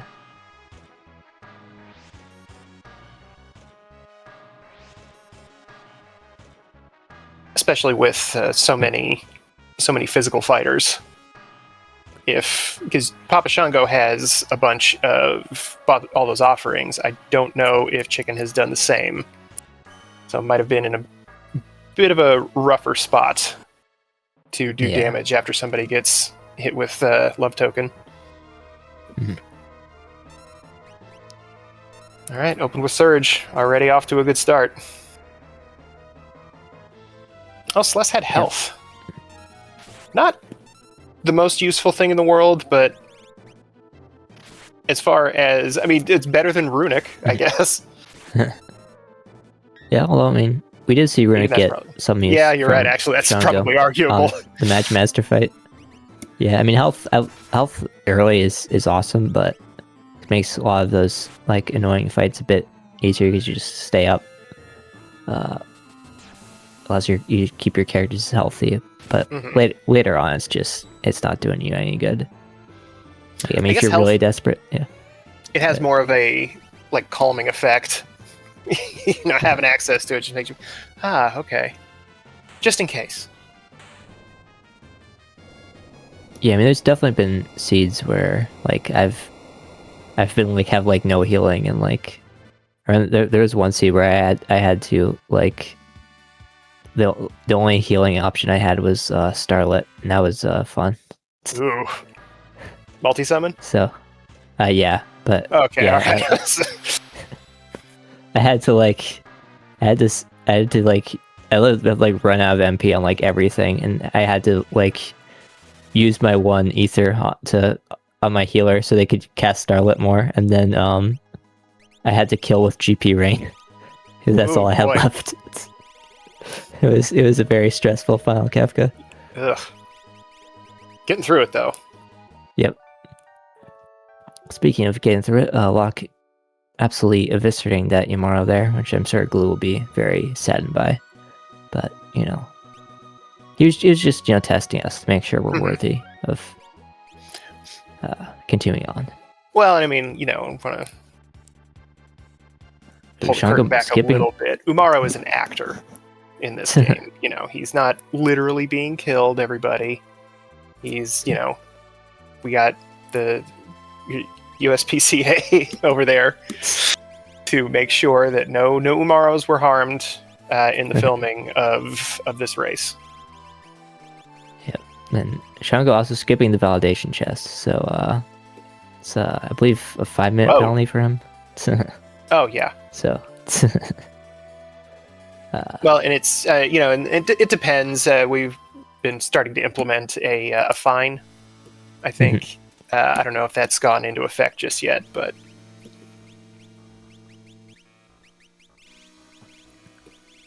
took care of that Atma. That Quake's cast at the beginning made me a little nervous, but only about 1,000 damage out of it, so Shango took care of that business real quick. Yeah, Chicken's not too far behind though. Stuff, but yeah, especially with how fast these boss fights are. It's all. I mean, it is 3 boss fights. It should be 3 pretty quick ones, so not as much as it would seem as if it was like, you know, vanilla statues, something like that, where it'd be a few minutes. Fumbala is a bit tanky though, but yeah, we just spam swords and we get through them eventually. Yeah, he's in a. That's another fight that's in the tier of not really scary, but boy, he's gonna take you a minute. Yep. I'll see if Guardian shows up. That's kind of the other one that's a lot like that. I think they're second and third in terms of tankiest. I think Doomgaze is the tankiest boss in the game. But oh yeah, I'd say so. no, it's Ifrit and Shiva, so this will go down just as easily as the other two. Not immune to Ultima. Nothing is really. I mean. Oh. Ooh. Well, that I didn't expect that. All right then. Death counters are if it's got hands. Yeah.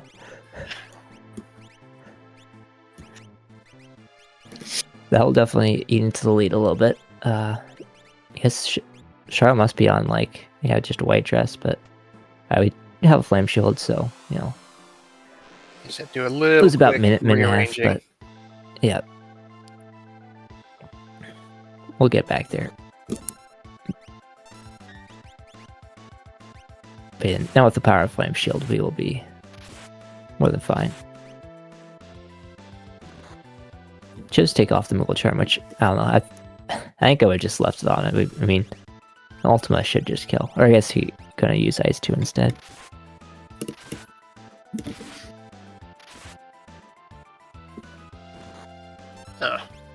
But not quite gonna kill, unfortunately. Didn't quite get max damage out of it.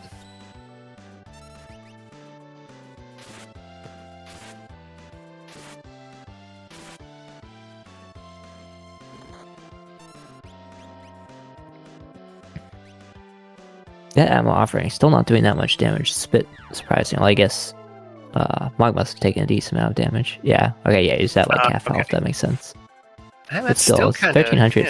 Still not as much as I would expect. Yeah, not quite what you want to be seeing at the end. But I think Mog also on Chicken's side was not lucky enough to have access to the experience egg for as often. Oh, maybe not. Level 46. Well, yeah, ooh, Hyper Rest. So right. Shouldn't have skipped the validation chest on Chungo's end, because that's definitely useful. That's probably why he got a wipe. Although he is about to step on the switches at 1:18:32. All things considered, a pretty good time. This has been one of those seeds that all of the difficulty is completely out of your hands, right? Like, yeah, you found tons of weapons, you got lots of power, you found Ultima and a free economizer for crying out loud, but boy, some of the routing through this has been brutal. Yeah, it's lots of nasty checks, and we didn't even get it was all last location of all the nasty checks, which is makes it even worse. Oh man, I didn't even think about that. But yeah, the idea that it's like a bunch of easy bosses that don't give you anything, and then once you finally get where you're going, it's like, yeah, now you got to deal with Magimaster. Yep.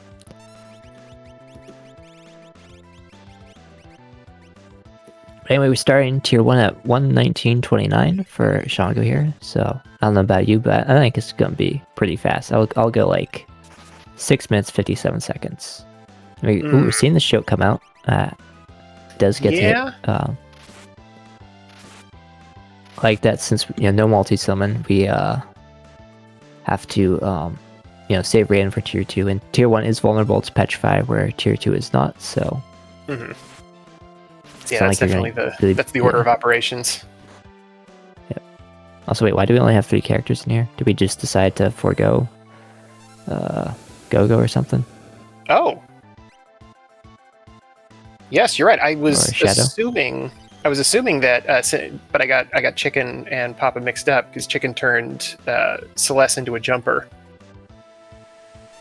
But yeah, it looks like I think his fourth was Shadow, but that must have been a mistake or something, or maybe they decided to leave Shadow out and Shadow will join tier 2 or something. I don't know. Interesting. I don't know how this works when you only Yeah, bring I'm not 3 even sure people in. because I thought that the game just sort of like because you can put in Yeah. 4 and then just go to end, and the game will autofill the rest of them randomly. But maybe it doesn't do that for the first fight. That's interesting.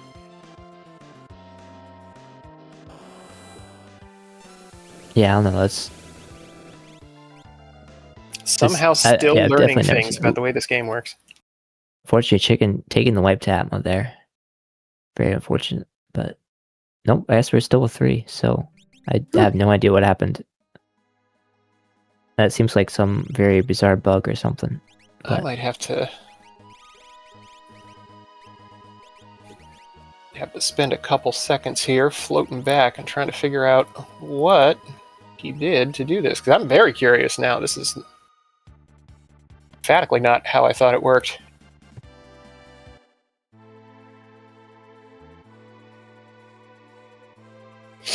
yeah, maybe if Shadow is dead, and maybe if they're all dead, they just don't come in. I don't know, but It could be. I mean, at least in the later tiers, if they're dead, they still come in. But But ooh, that mute cast. Nothing to stop magic from ruining everybody's day. Managed to mute Strago right before getting to cast that Ultima. no, Chicken Boy, Okay, unfortunately. sorry, please. Sorry, I was gonna say Chicken Boy. Either they had not saved, or they're choosing to reform their party. So they're just gonna have to refight 2 of those bosses. Fortunately, they're pretty easy bosses, but Oof. still, it's a lot of time Yeah, that's lost. unfortunate. So we did scrub back a little bit on Papa Shango's stream, and they came in here with 3 characters. Oh, okay. So Which it makes the most sense. It's the, but also interesting strategy. I'd be curious to know what the benefit to that would be. yeah, we'll definitely have to ask them when they get through this.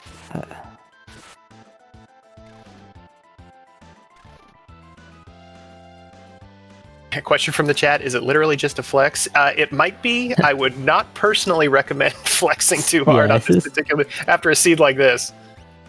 Yeah, I mean, like if I mean, I guess it's possible he just didn't notice until he'd already cleared all of the Kefka Tower. But could be. Whoa! Unfortunately, yep. This fight's hard enough as a 4-on-4. 3-on-4, it makes it even worse. So, but it's like, I don't know, if I had entered KT and noticed I only brought 3 people, I would just reset. And even if I had taken a boss on already, I would just decide that I want to. It's better to just go and there we see everyone's by themselves in this tier. But yeah, look at that! I can't believe I didn't notice that. Yeah, I guess I'm so used to seeing, because usually people bring 1 character for 1 or 2 of the lanes maybe, but yeah, you don't really see it for all 3. You don't really notice it. So yeah, there is something to be said about having a character that isn't going to do much, just not be a participant in the final fight. But at the same time, I have had a lot of instances where it's been very handy to have a 4th character just kind of hanging out in the back, waiting to throw an elixir. Yeah, I mean, also, I think Shadow was one of the characters that had like an Illumina or like Atma offering or something. So it's like, it's not like they would be doing nothing. So I know we had access to that stuff. Yeah, the only thing I could think of is that like he just didn't notice until he got all the way to the switches and was like, I think it's faster to just try it with 3 characters than to reset and do all of Kefka Tower again. That's the only thing I could possibly think of. So thank you to the chat. The Papa Shango's true start to the final fight is 124.53. Yep. And Shote unfortunately did not work this time around, so we're gonna have to be casting regular schmegular break. Yep, that one works though. And reverse polarity. Boy, howdy. Yeah, unfortunately, got it off right before Locke swung in. Oof. Big hit to the face there. Man. It's final fight. Final Kefka knows exactly what to do and when to do it over there on Papa Shango's side. Yeah, I believe Strago only had a white dress on, so it's, not going to get much defense out of that. Especially when you just got yanked into the front row. He might have been able to survive if he was still in the back row, but tough. Meanwhile, Chicken Boy finally back to their refight in against Emma. Also, I just noticed they used a rename card on Locke. Hi, Mom. Yep. That's right. Hello, Chicken's mom, wherever you are. Good job, Chicken's mom. We got Papa Shango heading up into Tier 2. Strago thankfully made it through. Oof, burn to the face. Yeah, Emma can definitely do some nasty attacks fully scaled, but managed to get through it this time. Yeah, question from the chat. Why does Shango have 3 characters at Tier 1? We're not sure. We are excited to find out with y'all. Yeah, well, we know he only brought 3 characters into Kefka's tower, so that's why, because obviously you can only bring the characters you into Final Kefka that you brought into Kefka's tower with you, so if you only decide to go in with only 3 characters, then you're stuck with those 3 for the Kefka climb as well. But as for why he chose to do that, yeah, your guess is as good as mine.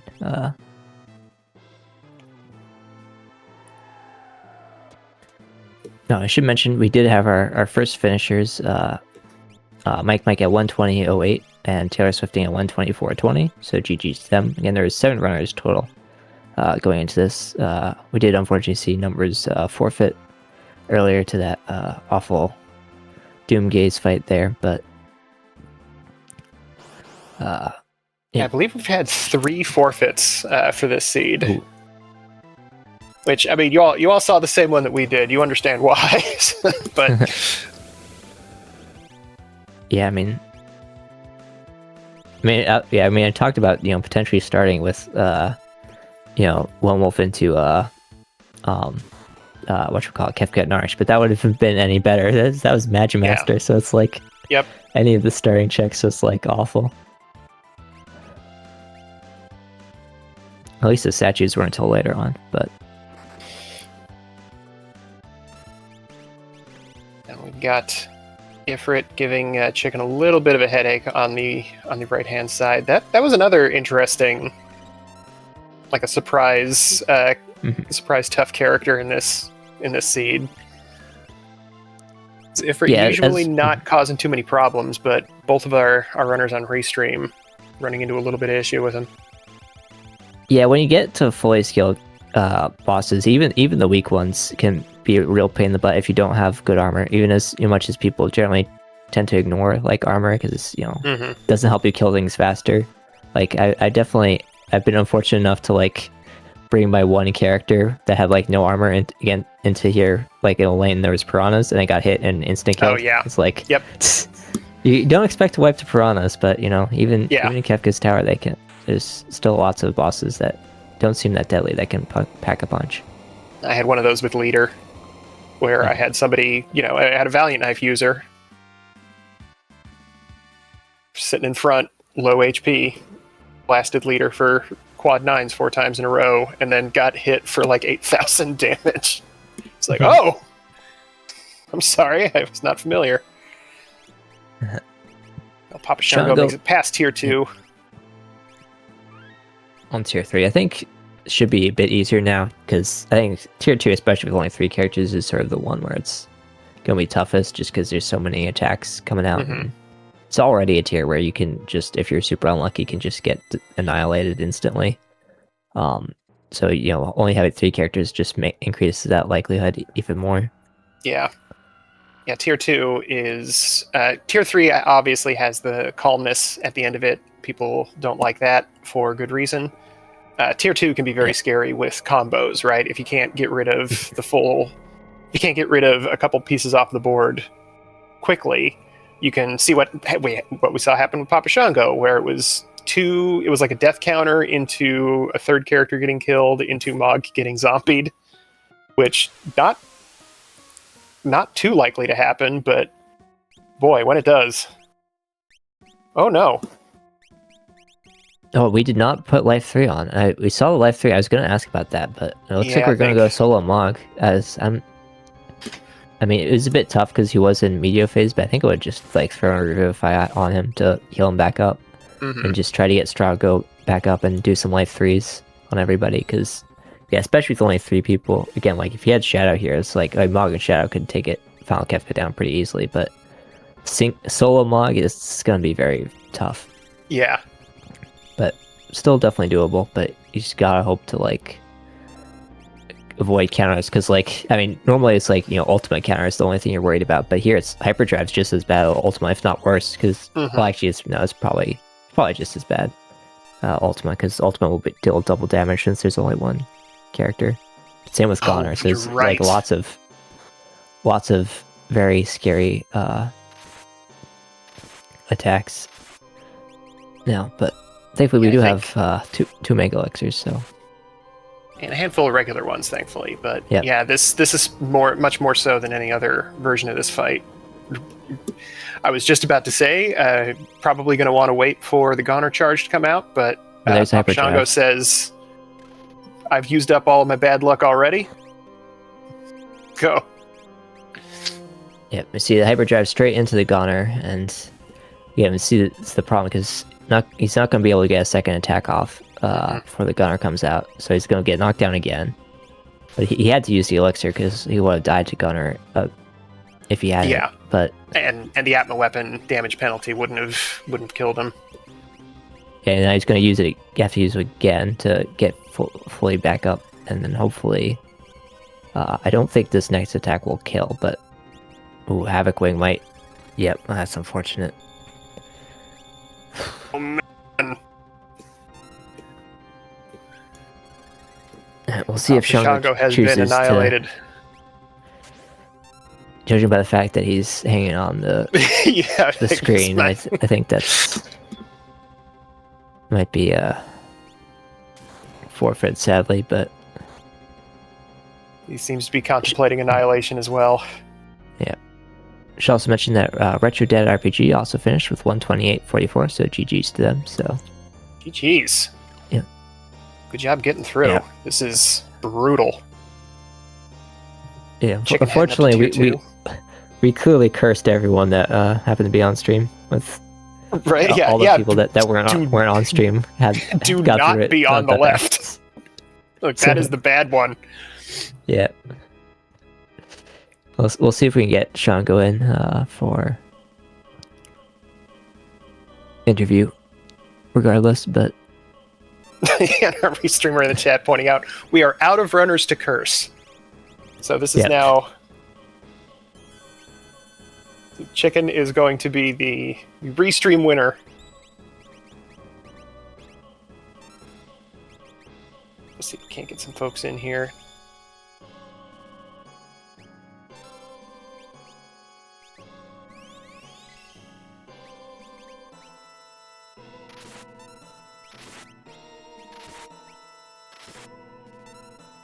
Yep, and here we got Shango. GG's, unfortunately. But we're gonna have to start with the elephant in the room. Why did you only have 3 characters in Kefka's Tower? Just wanted to challenge myself. No, I misclicked. I accidentally misclicked, and then I hadn't saved since before the Opera Dragon. Right. And so I'm like, these are my 3 strongest. I'm like, I think they can. I think they got a chance, and I think a little bit better weight tricking and better counting. If I would have been able to count, and Strago gets his Phantom off, but and I get to tier 4 without, with more than just Mog. I think I have that. You also had Life 3. I'm pretty sure that I did. Just not notice, or just chose not to use it. No, I knew I had Life 3, but I think it was just on Strago, and so I figured I could just use Phantom. If I thought I had only done like 12,000 damage, must have been like 12 and a half, and then I thought Mog was only going to do like 16, so I thought that would put me just under the medio phase, but I must have just miscounted by a smidge. I think I must have just put him over. Did you have a Revivify left to like heal him back up, or did you just not think of it, or just decide to just go through it with it? No, I just thought, I was just like, you know what? He's already in the Meteo phase. Locke did have a Flame Shield. I probably could have done it, but I was just hoping to make, maybe block a Calmness. And I'm like, I think one of these guys can handle it. And I just got the unfortunate Hyperdrive counter on Mog. I think if Mog doesn't get Hyperdrived, I think I could have made it. But it's just unfortunate.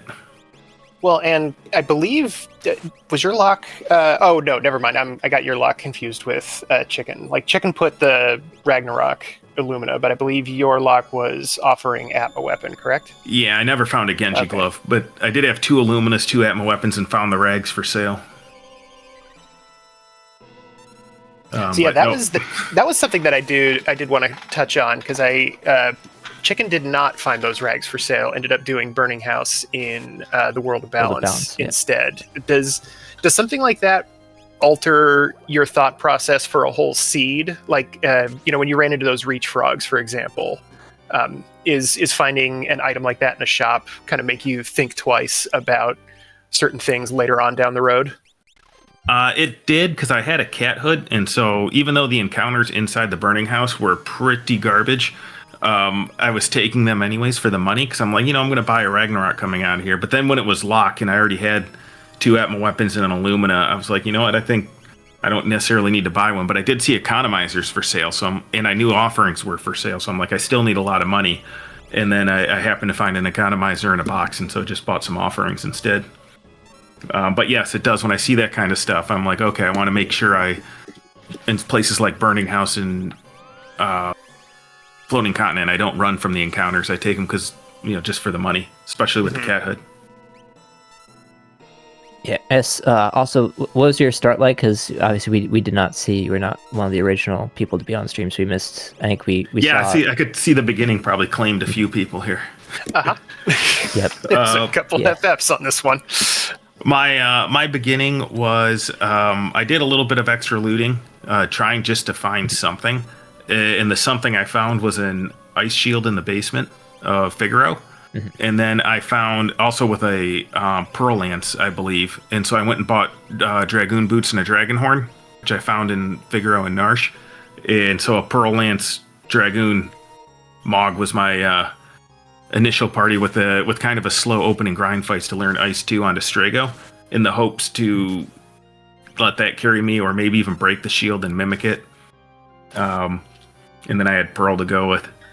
And so then I went up Tritok and, just got another Atma weapon that I couldn't really use at the time. And then I think I had to...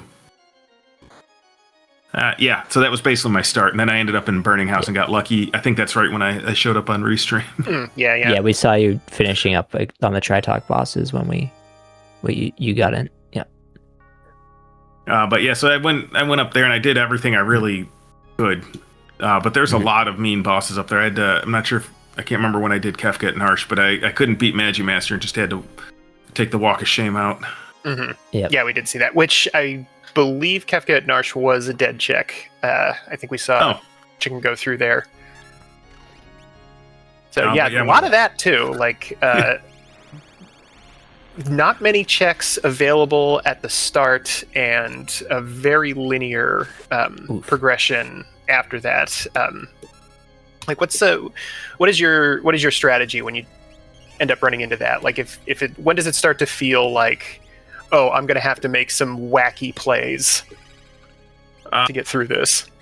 Yeah, once, pretty much once I was down to Phoenix Cave, like Kefka at Narsh, Moogle Defense, I was, and then having to do what was it, like at the 40-minute mark or something, a Floating Continent? Oh, yeah. Which is, I thought that was maybe the goofy one, because I was like, this, I need Espers, I don't need characters, but I'm like, it feels like it's probably going to be triple Esper, but my only other real chance for a character outside of that would have been Phoenix Cave, so I was like, I'll just go for it.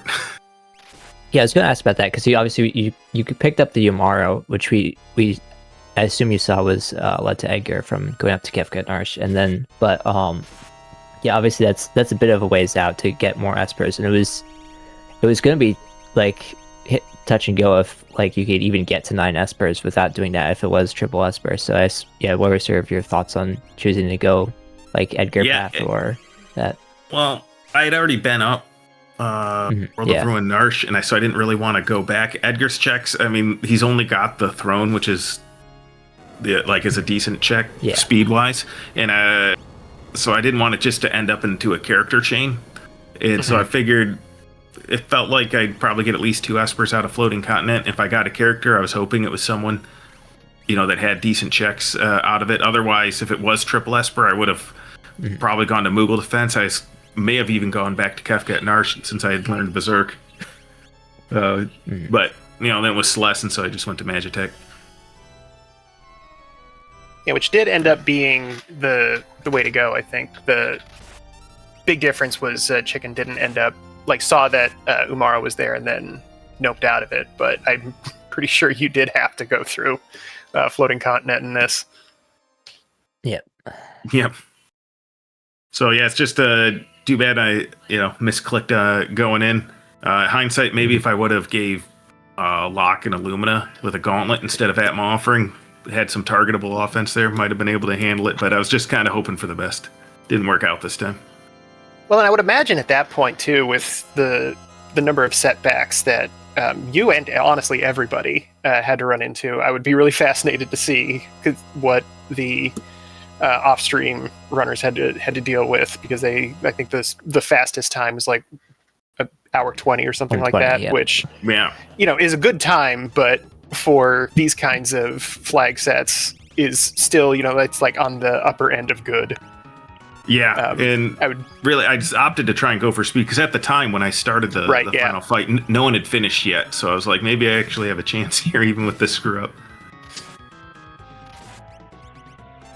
But yeah, rough seed, but still fun. Yeah, it was a lot of fun to watch, that's for sure. Yeah, I bet it was. Yeah. All right, well, thanks for having me on, guys. I'll let you guys enjoy the last little bit of chicken here. Yeah, absolutely. Yeah, thank you for subbing in. Oh yeah, no problem. Love putting on a show, so thanks for putting it on. Glad we could be entertaining. Absolutely. So yeah, we do have Chicken taking care of Tier 4 here. Going a little bit, taking it a little easier than what we saw on Papa Shango's side. And Four characters will definitely help. 4 characters will definitely help, but also waiting a little bit for stuff to happen, as you can see here, waiting for that Goner charge to get started. Which there it is. Okay. Yeah, I saw the physical attack. I was pretty sure that was a counter, not a regular attack, but it's tough to tell sometimes. So and that can be, that can be an interesting value proposition that you make here at the end. Is it worth it to just really go ham sandwich on this guy, or are you gonna not quite make it there? And I think with hey, crack bow, GG's. I do think that was the right call for this one, especially on Chicken's side. Had just a little bit less offense, a little bit less damage going out than what we saw in Papa Shango. So I think taking it a little bit easier and waiting for the right moments was the right call there. Yep. And, all right, we got him in the booth. GG's Chicken. Hello. Yep. GG's. Thank you. So how did that one feel? Coming from Moogle Cup, a little bit, just a tiny bit. Yeah. This one was exceptional, I'll say. Yeah, this is not your average seed. No. I'm looking at the race room and the just amount of forfeits. I'm assuming Magimaster got a lot of people at Kefka. I believe 3. Yeah. I think there were 3 people. No, maybe it was just 2 that ran into Magimaster and dipped out. Yeah, Shango died to Magimaster, but kept going. Numbers we had on stream earlier wiped to the Doom Gaze that you fought at the beginning, they also went there to start, but unfortunately they were level 10, or you were level 12. So they decided, I think that's too much of a time loss. But I guess we'll start with that. What was your decisions on going there and doing the grind fight that was Prometheus, and then like doing the burning house itself? Yeah. With the starting party you have, you're kind of just trying to figure out the best way to optimize, right? You want to save time, and there's not a lot of choices. You're like, do I do burning house? Do I take that risk? So I decided, you know what are the chances? And I did it, and it kind of worked out. The grind fights in burning house itself was not great, but the Prometheus at the start was nice. Busted a shield for it. What can you do? Yeah, when you run into an enemy like that, that's kind of the concern is am I going to be able to get through this without breaking a shield? Now, honestly, I do think the answer was no. I think that was because you had to mimic it even after the fact.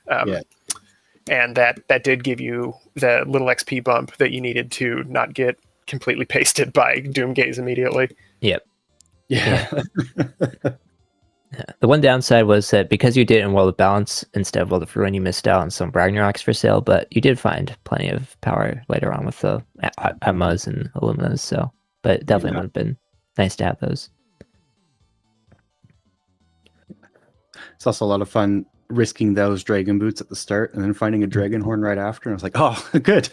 Oh, I completely forgot about that. Was kind of impressive. Is that something that you normally do when you see dragoon boots? You think like, oh, hey, they're all, this might come up later. I want to make sure that I can capitalize on it.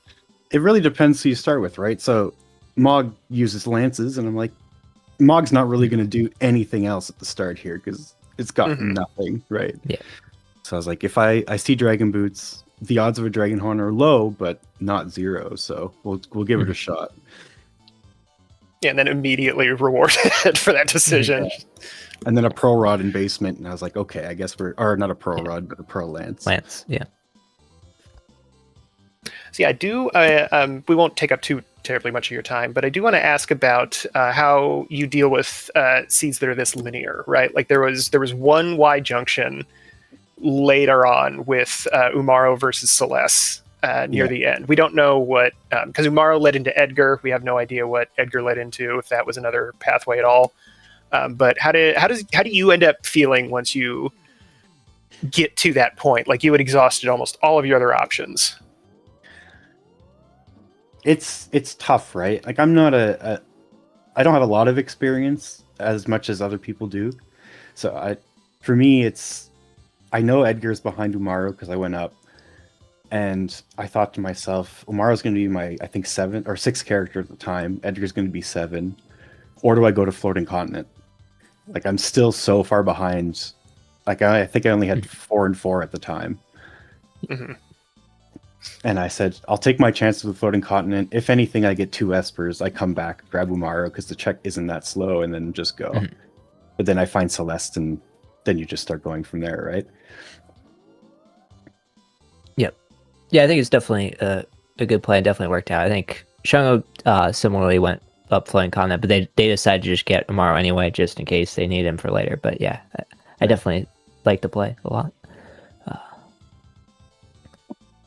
But yeah, that's all I got in terms of questions. Anything you got, Tersman, left? I don't think so. I'm glad that you brought up the Dragoon Boots thing, because that was pretty impressive early on. I do like seeing those kinds of risks pay off. So that was pretty neat.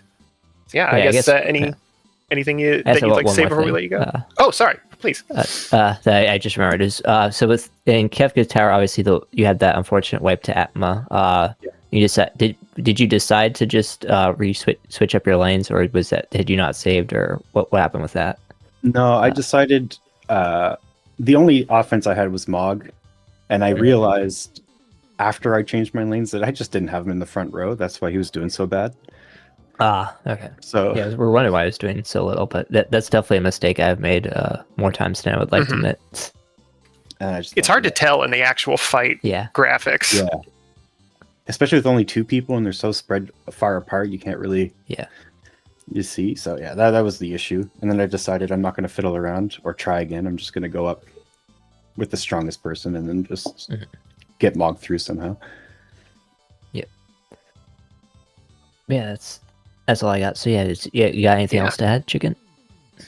No, just that, sign up for Chocobo. I'm sure you guys have spoken about it. Yep, this is the final day for sign up. So yeah, last day today. So please get in that Discord and sign up.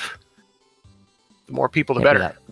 45 people, I believe, currently. So try and get up to 48. That'd be fun, nice, even round number to get to. It would be very helpful to the commissioner if there was a round number there.